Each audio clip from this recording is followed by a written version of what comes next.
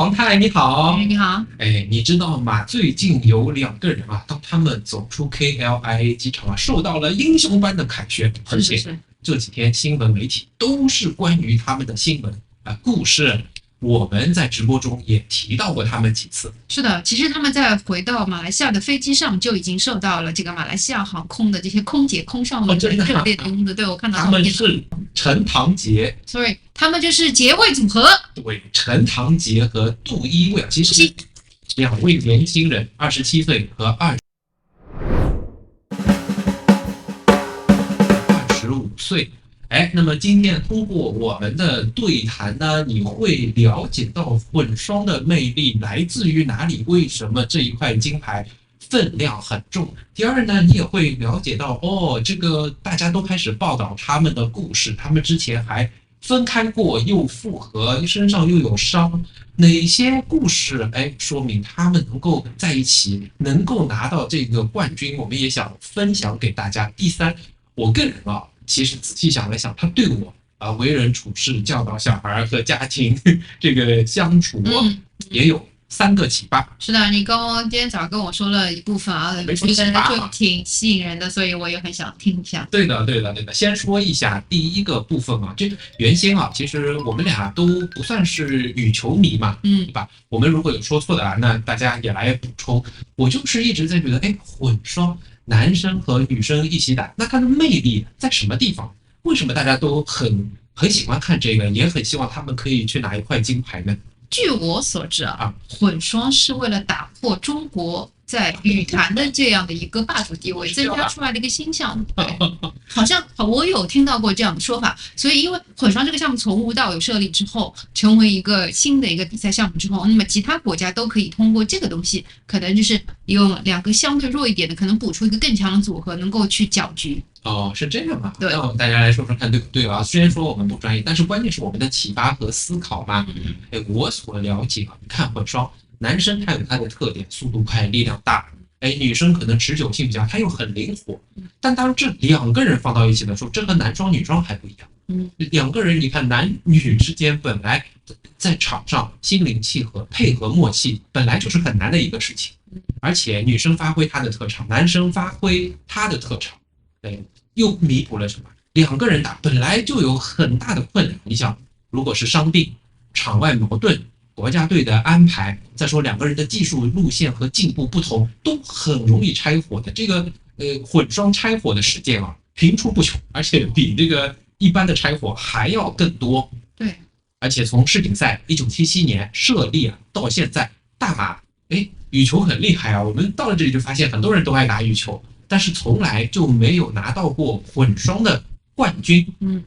最近的就可能前几年马德里拿到过季军再早拿到过银牌，就是没有。所以他们又在8月31日独立日的时候拿到，这个给到这个全民一个很强的一个强心针和兴奋感。是的。好，那第2个部分呢，我想来跟你分享一下我了解到他们俩的一个故事。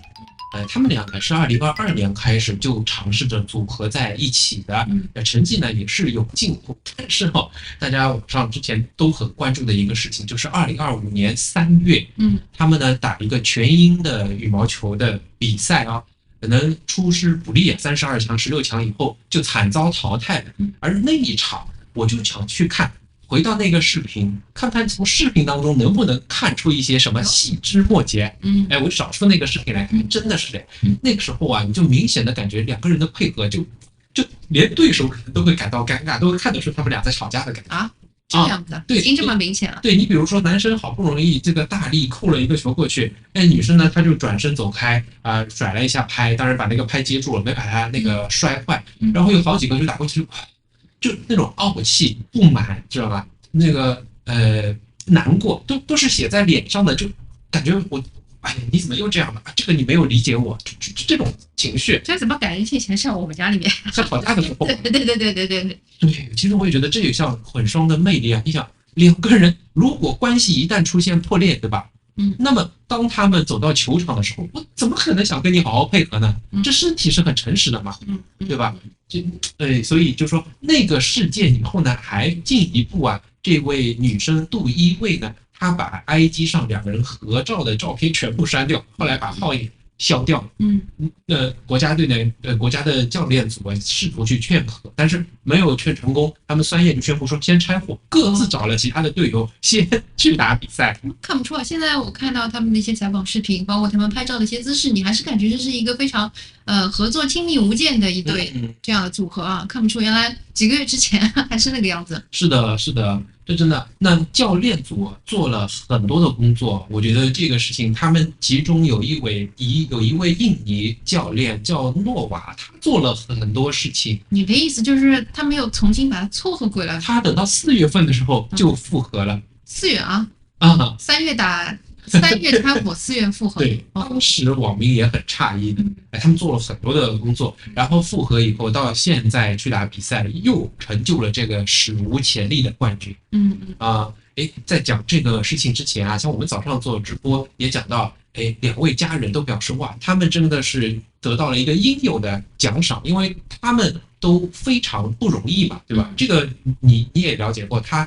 男生陈唐杰的母亲讲过一些话，对你印象也很深刻的是吧？对，你可以大概分享一下。我觉得我们可以在视频节目中也再告诉大家一下。我是没有想到，就马来西亚的这个他们的这些职业的专业羽球选手啊，他们没有这个我们中国类似的全民托举的这个动作。就他们首先是要第一个，他母亲提到的是学业跟球业之间产生的这个矛盾冲突。这个是在他12岁的左右被入选进入了那个 Bukit Jalil 的这个羽球学校，这个时候他就要做一个取舍。貌似他们是要边训练边读书。是陈唐杰的妈妈说的。对。不存在我们这里中国所说的你在所谓一个体校概念是边能学文化课边能够练球。就我感觉就是说，我觉得大家可能不知道你讲的这个全民托举的这种运动员培养是指什么，大家可能不必。全民培养在中国的话，就是属于你早上的话，清早开始训练到下午2、3点钟之后，可能从2点到5、6点开始学习一些文化课，晚上再继续这个训练，就是这个样子，全封闭的，全职的，由国家供养的运动员的培养。对的。据说是在休息日，平时1周可能就休息个半天，能够回到家里面去吃顿饭再回来，一般都是这样封闭，好像是这个样子的。所以我没有想到说，这个12岁的小孩就要经历这样的一个 struggle， 你等于说要比中国的这些全职的运动员你要考虑更多，然后你还要考虑说，我这不成功的话，学业也不能落下。就没想到他们是需要做这样一个独立的判断，然后后面接下来就是还有网暴这种事情。对，就是只要是网络的暴力就霸凌嘛，因为他们当时发生这些事情，有很多人会讲陈唐杰，有些人会讲杜一威。那你想27岁啊，在前2年25、6岁的时候，听到各种各样的这种消息，确实是在自己心气最旺盛，也比较这个精力充沛的时候，情绪容易产生很强的波动。这也蛮让我惊奇的，因为我以为就是这边的运动员的社交媒体可能是有他们的国家队来代为经营的，或者说审核，或者有一些言论上的审查。我是没有想到这些运动员他们可能真的发的一些是自己的日常，或者说是自己会去回看这些follower 给他们的一些 comment， 我就觉得哇塞，他们这个还真的是要真的是自由人吧，这件事情很不好。对。这个我了解，女生这里边杜一伟她也很不容易啊。她2016年的时候就因为有那个鼻炎 sinus， 还有一些背部的这个痛痛的问题嘛，提出过要离开队变成自由人去治疗。你想那个时候她可能才将近20岁吧，所以他们其实背负的东西是我们很难想象的，是承受了大量的。好，那么我想把这个讲回来，最让我感动的，我就去搜了2个核心的事情。第一，这教练究竟你说你做了什么？对，大马的混双是吧？这个培养技术上，我觉得大家都会有啊。我给你加强训练，各种新的技术引进。那做了什么非技术的东西来改善他们？能走到一起，而且还能够一举突破，拿到冠军。那这个教练很厉害，他大概做了4件事情吧。首先，他分别找2个人谈，就我们讲谈心嘛，然后都发生了什么，他掌握这个问题是什么样的。接下来他就开始采取步骤了。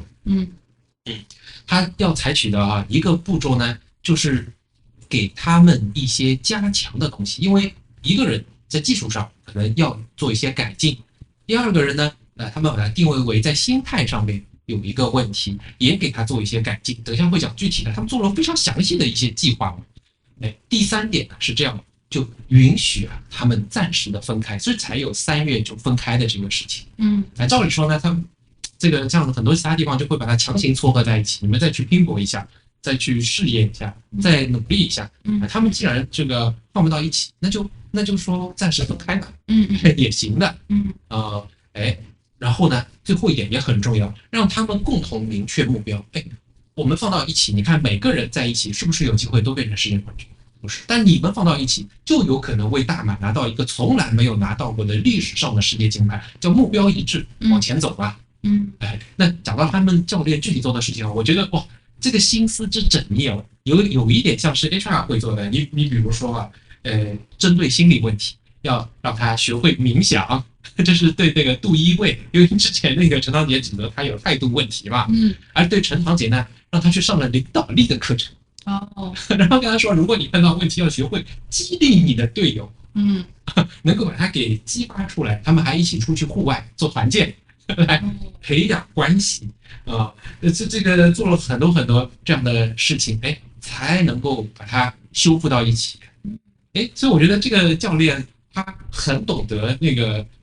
这个去修复运动员之间的关系，来让他们创造出这样的一个奇迹的。我觉得这不像企业里面的 HR， 他就是一个专业的一个 coach 嘛。这个我说的这个 coach 是那种高管 coach 对，企业的 HR 哪有那么有本领啊？我们就做呀。我们是会组织这些有矛盾的部门过来，就这样一步一步去做，来解决他们的矛盾。但是你做的比较好，我供职过的企业，我觉得 HR 好像并不存在这个。但是确实你说的很多东西是跟我以前自己有请的这个私人的 coach， 包括公司里面给我做的这个 coaching program 是很接近的。我觉得是，你看他的教练还做什么角色分配？他为陈堂杰把它定位出来，你叫稳定核心，就负责什么战术决策和情绪平衡。这样的话，他们职责就清楚了，不会在现场因为大家战术意见不一样，因为有一个人发了脾气而争吵。他要把第一位定义为叫灵活支柱，就负责场上的积极反馈和适应调整。就你可以反馈，但是由他来做决定。他们分工明确，最后呢还建立了一种叫反馈和反思的机制。就企业内讲复盘嘛，经常来看，这样大家目标很容易对齐。所以了解他们这样的故事，我就在想，我虽然不懂羽球，但是这个从冠军身上你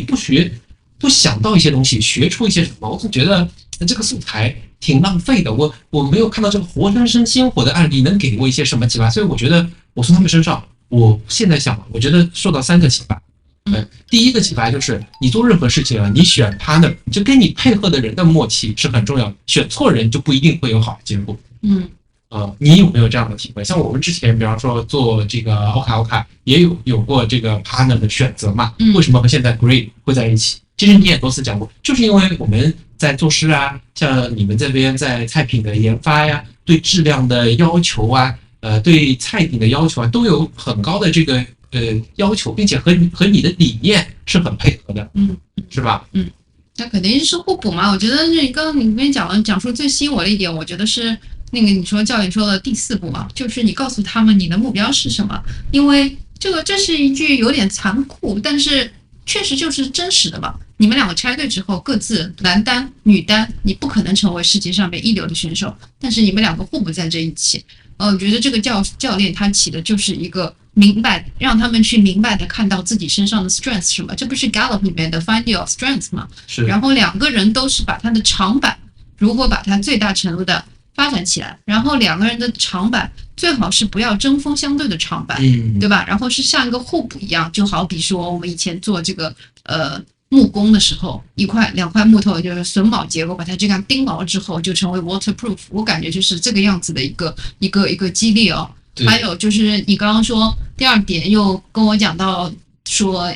女方这边她的一个需要改进的部分是她的态度的问题，然后男方的这边是需要做领导力的，这个也就是暗示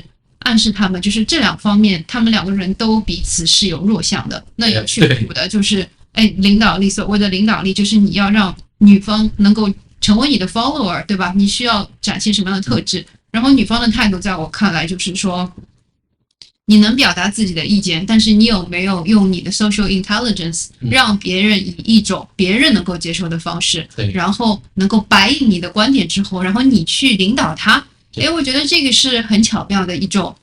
战术上面，就是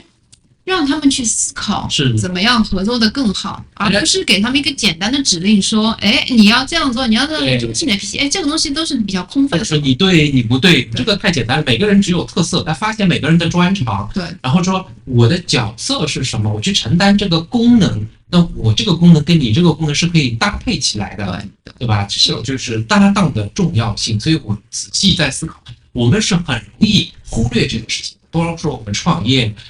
我们在工作中与人合作，总觉得我行就可以了，或者我有这个 idea 我们就去做，要去思考我跟别人怎样配合，才能够让整个 team 把这个事情做得更快更美。对的，你说跟人家配对的过程当中，我觉得不论是找事业伙伴，像那个陈堂杰，陈度主对吧？他们这样的一个，还是说像夫妻之间，我觉得尤其是我们两个创业之后我需要避免的一个情况，就是说你会无时不刻的觉得说，我们俩之间是个竞争关系，就我每个地方我都比过你，就比如说做 planning，我要比你做的更好，或者我感受到你这种想要竞争。对，就是我感觉你做的这个地方，我能 debug 出来一些什么问题，能够就是我是 negativity bias 的，我觉得这个很严重嘛，就是你会觉得说，好像看出他做什么地方都不好，就能够证明你在这个地方很有能力。我觉得往往有的时候是不是也有人会陷入我这样的一个迷思，然后就把两个人之间的共处关系搞成是一场看不见的一个竞争，其实完全没必要。对，就像你也看 long term goals 是什么，对吧？对，这个很重要。而且我想说就顺利的过渡到第二个我想说的，我的很大的启发也是这个，就是你去做才有，你不去做就不可能有这个机会。其实教练讲共同目标是他讲的，那如果各自去做，男单女单的冠军能不能拿到就很难，这个是我家的，因为我顺着他这个思路嘛去设想。你看在这个情况下也是两个人未必说我一定是单领域世界级的冠军，但是我们搭档起来共同目标，我去尝试一下，我不要放弃。如果你像他们那时候拆伙了就什么都没有，他就能够创造这样，我想他们现在心情一定是很开心的，就感受到这种成就感了，感觉到自己的付出没有白白的浪费。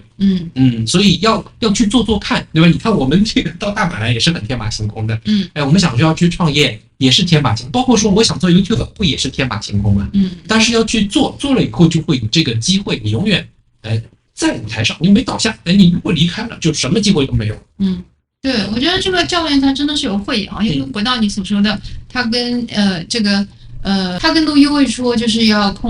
要学习管理自己这个表现的这个形式嘛。我觉得他是很懂得，或者说是赏识这位女选手，她是一块璞玉嘛。我觉得通常以我来说的话，我很能理解她的这种临场可能一个球没有接住，或者两个人配合发生失误之后导致失分，甚至是就是失败之后的这种沮丧。我觉得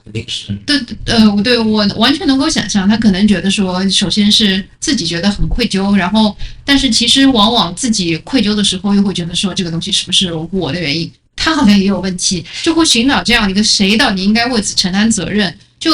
也许她本身从小成长这个环境，包括作为一个女性来说的话，确实我们很容易陷入这个自责，然后在这个过程当中总是觉得说，其实是为下一次改进，然后再做一个复盘，但是往往表现出来就是说，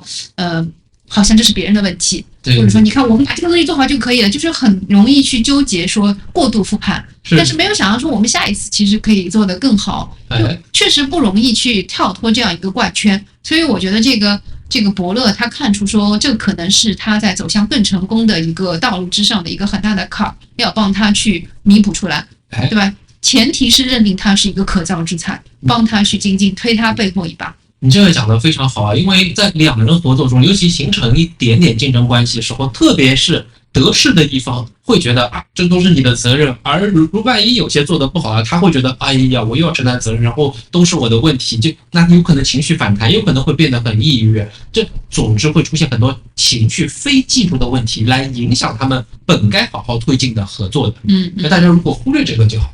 那么第三个启发，我想很多人肯定没有想到，但我就是这个启发，而且是马来西亚羽球可以站出来的一个特色来着。就像你讲，以前在2021年以前，中国队的混双也还是可以，那到这几年开始衰落了，就没有拿到过世界冠军。有马来西亚有日韩，然后印尼也开始有点下坡路。后来我了解的，像大马羽球协会，他们有一个比较特色，就是允许拆伙，就没关系，不行再跟别人再组，再试试。而且人家这次的4招里面的第2招就说，那不行就拆了吧。怎么说？然后其他国家就是你配对完你就必须要打完。我也不知道，但是现在听说，它的这种叫战术的灵活性、组队的灵活性，也是大马非技术中，就是在管理中的一个很大的一个特色。这也是我一个启发。你说2个人真的虽然有这个目标，也试过了，可是如果实在合不到一起，那分开未尝不是一种好的选择，何必说一定要强行这个挤压在一起？虽然这招是中间过渡的，但是我觉得这也是我能够学到的，不是说一定要怎样，未必。那到时候大家也很痛苦，也做不好，反而结果不好。那就是以人为本了，对吧？那不是说为了出成绩，这玩意儿我感觉你能上，你们俩就一定得上，然后你们俩只有在我觉得你不能上的时候，你才能拆伙，这个还是蛮以人为本的。是，所以他们现在充满了希望，看到2026年好像有没有奥运然后2028还有比赛，还想再去拿冠军，毕竟还比较年轻嘛。这个羽球混双这2个人的关系真的是要非常非常紧密，精神契合。所以你看，我去搜 Google， 把这2个人名字摆进去，陈唐杰空格杜一伟，出来的提示词就是什么？是情侣吗？结婚了吗？其实我本来也很想八卦这个问题，是吧？你看，对，这就是他的魅力。我们也是从大马的最近发生的世界冠军身上学到的一些东西。是的，而且我觉得他们应该是前途非常的明朗的，就不管说是未来他们在这个羽球这条道路上，还是在他们人生其他的这个道路上，我相信他们都是会一帆风顺的。因为我觉得他们没有这种举国体制的这个托举很多事情都是靠自己。就像那个男选手他妈妈所说的，他经历过很多的波折，然后很多东西都是要他自己做抉择的，所以对他来说，如果将来转换赛道的话，可能在我们常人看来是第一次碰到的波折，对他来讲的话，他已经是个老手了，他能够很自如的去应对，而且像他们这样不需要放弃这个学业的，我相信他们的这个文化修养来说的话，也是能够帮助他们很快的进入社会，然后另闯一片天地。他懂得为自己负责，就有很强的一种内驱力。再加上他们这个 coach 给他们上了这么多的心灵鸡汤，对吧？这种我觉得是 lifelong 的一个受益匪浅的这样一个心灵 massage， 他们将来也一定能够用到未来的事业上。说到结味组合和心灵鸡汤，我就想到另外一个汤我们的药膳汤，这个真的太元气了，太元气了。对，我跟你讲，就是这个太元气了。我们最近觉得就是不太建议孕妇喝，但是非常建议照顾孕妇的这个爱心丈夫喝。为什么呢？怕元气太强是吧？对，我们很怕这个元气太强，那个孕妇肚子里面的胎儿会其实惊扰到这个孕妇。但是呢，如果说我们有一个喝了元气汤，元气满满的 caring 的丈夫，这一定是个黄金组合的家庭。有可能会怀孕，到怀孕了就不要再喝，是这意思吗？怀孕了就请孕妇们就享受精力充沛的先生好好照顾着你。对，是我们的新品来着我们用了18种高级的中药材，然后呢零添加。虽然我们还说这个担心元气太足，没有糖也没有任何的添加，精心熬煮，加上我们欧卡牌的鸡腿，汤有200 ml， 加上一个鸡腿这么一袋，然后我们送2袋，送2种坚果和一个环保的包，价值68，只送不卖。等到我们新品上线欢迎大家再来看看，到我们的网站去看一下，支持一下。Thank you。是的，谢谢大家，拜拜。